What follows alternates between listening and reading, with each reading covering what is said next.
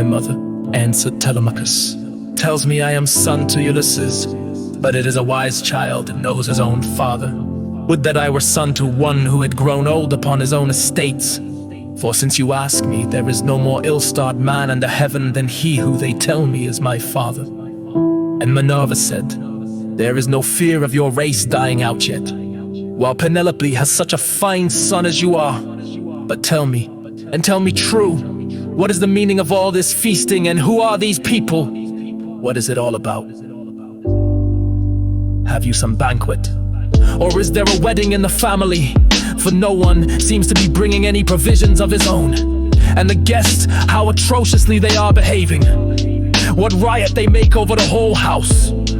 It is enough to disgust any respectable person who comes near them.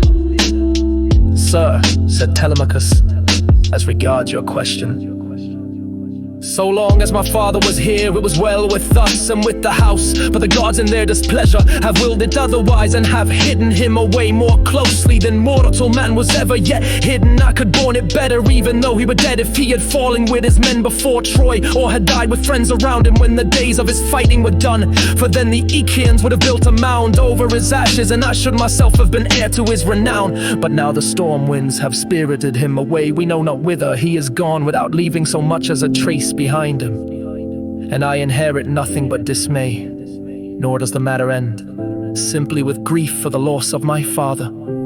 Heaven has laid sorrows upon me of yet another kind, for the chiefs from all our islands, Dulichium, same, and the woodland island of Zacynthus, as also all the principal men of Ithada itself, are eating up my house under the pretext of paying their court to my mother, who will neither point blank say that she will not marry, nor yet bring matters to an end.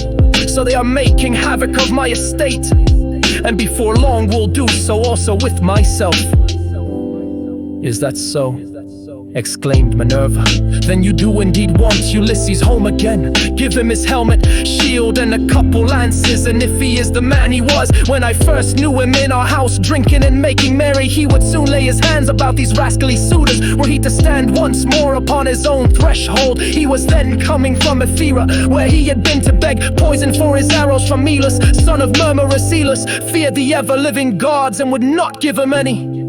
But my father let him have some, for he was very fond of him. If Ulysses is the man he then was, these suitors will have a short shrift and a sorry wedding.